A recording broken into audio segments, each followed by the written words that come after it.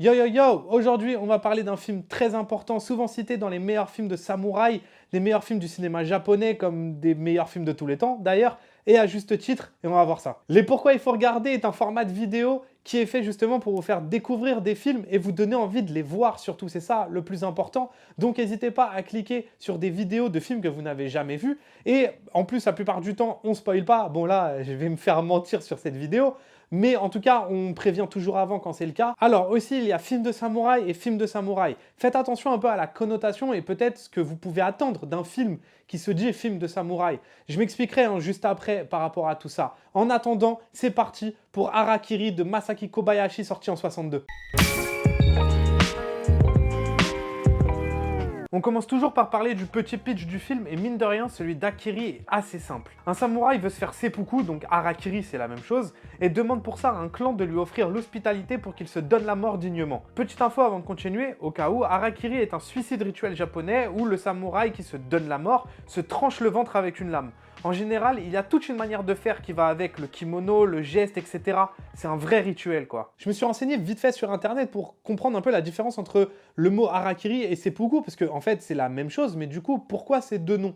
Alors apparemment, harakiri serait le mot japonais et seppuku serait le mot dérivé du chinois. Aussi, c'est que harakiri paraît beaucoup plus vulgaire aux yeux des japonais, alors que seppuku paraît plus noble. Et d'ailleurs, le film dont on parle maintenant, Harakiri, se lirait en japonais seppuku, mais comme les étrangers sont plus, on va dire, sensibles, ont plus l'habitude d'entendre Harakiri, et bah du coup le titre international du film est Harakiri. Autre petite info, il y a eu un remake en 2011 de Takashi Miike que je n'avais pas encore vu mais qui apparemment est un très bon film. Donc c'est normal si vous voyez deux films au même titre. Donc le réalisateur est Masaki Kobayashi, c'est un réalisateur très important de son ère qui n'a mine de rien pas fait beaucoup de films au final, mais dont chacun ont eu une grande résonance. Comme la trilogie Dès la condition de l'homme, Koedan, ou encore Harakiri dont on va parler justement. Il a aussi fait un film que je vous conseille énormément et dont on parlera peut-être bientôt, c'est Rébellion, Petit bijou. C'est un réalisateur très anti-système qui a très mal vécu la Deuxième Guerre mondiale dans le sens où la hiérarchie militaire et toutes les atrocités qu'il a vues l'ont beaucoup marqué. Il a donc passé sa carrière à dénoncer le système trop strict de son pays et je le précise parce que ça va être important pour la suite. Quelques petits mots quand même sur l'acteur principal Tatsuya Nakadai. Parce que le cinéma japonais, spécialement les films de samouraï, ont eu un ambassadeur qui a un peu volé la lumière aux autres acteurs, surtout à l'international je parle, c'est Toshiro Mifune, acteur de légende qui a joué dans les plus grands films, dont Les 7 samouraïs, accessoirement mon acteur préféré, mais bref, il a tellement rayonné que forcément le premier nom qui sort quand on parle de films de samouraï, c'est lui, Toshiro Mifune. Mais Tatsuya Nakadai a un palmarès aussi incroyable. Ça lui est arrivé d'ailleurs d'être second rôle derrière Mifune.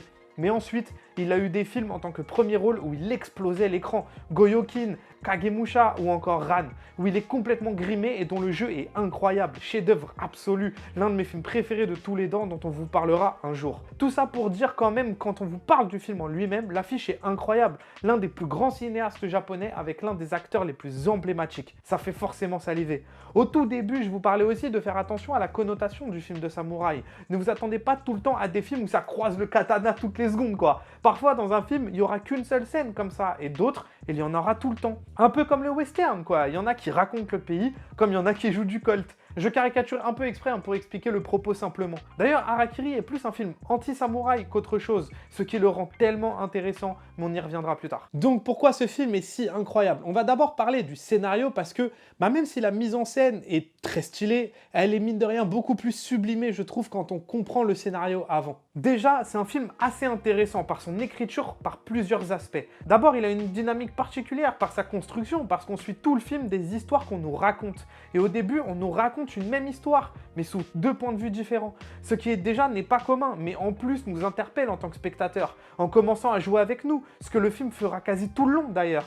Il va toujours nous amener quelque part, pour ensuite faire un 180 et nous amener autre part, etc. etc. Et déjà ça, qu'est-ce que c'est jouissif en tant que spectateur. Et ça rend aussi le film assez dynamique à regarder et complètement accessible et ludique, parce qu'il crée plein de surprises et d'intelligentes surtout. Si je précise ça, c'est pas pour rien. Je sais qu'un film japonais de 1962 en noir et blanc, ça peut faire peur, mais vraiment pour le coup, Harakiri est loin d'être un film élitiste ou qui va vous mettre sur le côté, bien au contraire. Il commence assez fort et assez vite pour se calmer et ensuite créer quelque chose qui va ne faire que monter en puissance au fur et à mesure du film, avec une explosion absolument incroyable. Cette construction en différents points de vue rappelle beaucoup Rashomon d'ailleurs. Pour ceux qui connaissent pas, c'est l'un des films les plus mythiques du cinéma japonais, réalisé par Akira Kurosawa, qui a obtenu le Lion d'Or à Venise et qui est écrit par Shinobu Hashimoto, le même scénariste qu'Harakiri justement, et accessoirement le scénariste des plus grands films comme Vivre qu'on a fait plus tôt sur la chaîne ou encore Les 7 Samouraïs. Le gars sait ce qu'il fait quoi. Le contexte dans lequel il intègre son film aussi est important. Comme je vous ai dit, Kobayashi est anti-système et Harakiri anti-samouraï. L'histoire est dépeinte dans une ère où le Japon féodal est à son paroxysme. Il n'y a pas un pet de travers. C'est complètement ce que représente ce chef de clan qui accueille le héros dans sa demeure. Comme j'ai dit plus haut, la mise en scène sublime tout ça, déjà par son atmosphère,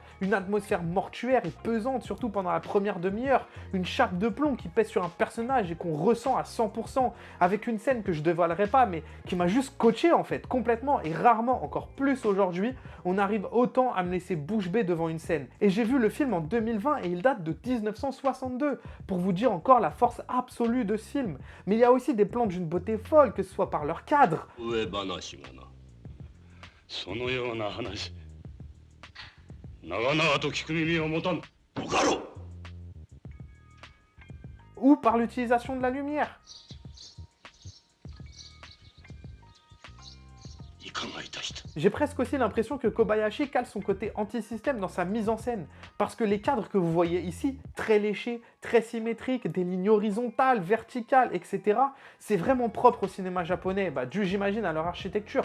Donc c'est un type de cadrage qu'on peut souvent retrouver. Lui-même dans son film, il en met, et en même temps, parfois, il casse complètement ces cadres ultra symétriques. Et j'ai l'impression que c'est aussi une projection de ce qu'il est, par la manière dont il casse les cadres. Ils deviennent grave débulés sur le côté, quoi, des plans grave penchés. Il casse absolument toutes les lignes de son cadre, comme s'il cassait toutes les lignes, toute la symétrie, et donc tout l'ordre du cinéma japonais, et par extension le système japonais qu'il veut dénoncer. Comment il crée cette dichotomie, elle en devient autant artistique que politique. Évidemment, l'interprétation de chaque acteur est à la hauteur du film, avec un Nakadai absolument démentiel. Il a un charisme, ce type, c'est juste dingue. Il arrache totalement l'écran, il a un regard tellement intense, et en même temps, il sait jouer, quoi. Il n'a pas qu'une seule expression. D'ailleurs, son registre de jeu change pendant le film. Il est toujours crédible, toujours charismatique. Bref, un vrai putain d'acteur, quoi. Bon, je vous préviens, mais maintenant, on va tout spoil. J'ai beaucoup hésité à faire ce passage dans cette vidéo, parce que c'est vrai que normalement, les piffres, les pourquoi il faut regarder, comme je vous ai dit en fait plus haut, c'est fait pour vous faire découvrir des films. Donc le but, c'est que vous les voyez ensuite, donc c'est pas de spoil. Mais là, il y a tellement de choses intéressantes autour de ce film, de son réal, qu'on va se lâcher un peu. Donc pour ceux qui ne veulent pas se faire spoil, arrêtez tout de suite la vidéo. De toute façon, je pense que tout ce qu'on a dit avant, ça vous suffit déjà peut-être pour vous donner envie de le voir ce film. Et je le redis encore, mais c'est un vrai putain de chef-d'œuvre. Donc voilà, zone spoiler enclenchée. Et tout de suite. Tant qu'on est dans le spoil, je vais juste rajouter pourquoi on trouve ce film incroyable. Au-delà de ce que j'ai dit plus haut, mais Kobayashi nous donne ce qu'on veut voir en tant que spectateur. Pendant tout le film, il nous raconte une histoire qui monte avec un mec assis, qui blablate, qui raconte sa life, pour d'abord nous donner des 1v1 quand Nakadai traque les samouraïs là, pour enfin nous donner ce 1 versus 50 sublime, ce chaos total de fin, comme si tout le film, il s'était retenu et que là, il explosait l'écran. Séquence mémorable et absolument incroyable. Sinon, en termes de propos, je vous ai dit plus haut que c'était un film anti-samouraï et que Kobayashi était un enfant terrible qui critiquait la société japonaise et l'armée, comme il avait déjà commencé avec la condition de l'homme. Dans Harakiri, il se sert de l'époque des samouraïs et d'une époque encore plus particulière parce qu'encore plus stricte, voire totalitariste, pour aussi dépeindre son Japon contemporain et critiquer le code militaire de son époque, que les institutions sont parfois trop dures dans leurs décisions et qu'elles ne prennent pas en compte l'humain, comme le chef du clan qui décide coûte que coûte à ce que Motome se suicide, parce que le code est ainsi écrit. Et là où le chef défend autant le code pendant tout le film, il se doit lui-même d'y renoncer à la fin. Quand ces hommes butent Nakadai au fusil, il n'y a même plus d'honneur de leur côté en fait. Le code de samouraï, il n'existe plus. Eux-mêmes se fourvoient et n'obéissent même plus à ce code qu'ils défendaient tant face à une menace trop forte. C'est d'ailleurs tellement un parallèle qu'on peut faire encore aujourd'hui avec les politiques professionnelles dans le fait de « faites ce que je dis, pas ce que je fais ». Bref, c'est pas le but de faire de la politique, mais c'est juste pour encore appuyer sur la modernité du propos de Harakiri.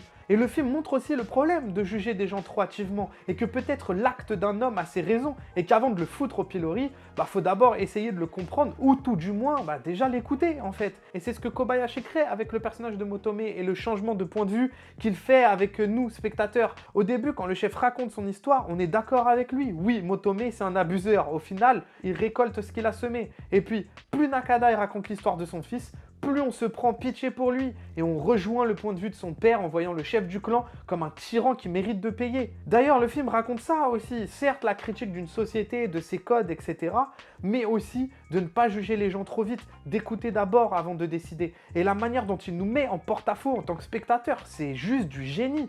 Tout est résumé en une phrase du personnage de Nakadai d'ailleurs. Il était peut-être samouraï, mais il était également un homme de chair et de sang. Et malgré le fait que le film raconte un propos hyper intéressant quand on le connaît, Kobayashi arrive à raconter une histoire qui, du coup, même si on ne connaît pas tout ce propos, reste hyper cohérente et hyper jouissive à regarder, et d'une histoire toute simple d'un homme qui vient se venger. Donc pour ceux qui sont arrivés jusque-là et qui n'ont pas vu le film, voilà pourquoi il faut regarder Harakiri, parce que le plus important, c'est pas que vous ayez aimé le film, c'est surtout que vous l'ayez vu. Surtout un pur chef-d'œuvre comme celui-là, purement et simplement. Nous, on se retrouve bientôt pour une prochaine vidéo. Normalement, ça devrait être Alien 3. Si on la sort pas avant, on verra. Voilà, donc en attendant, à la prochaine vidéo. Portez-vous bien. Banks!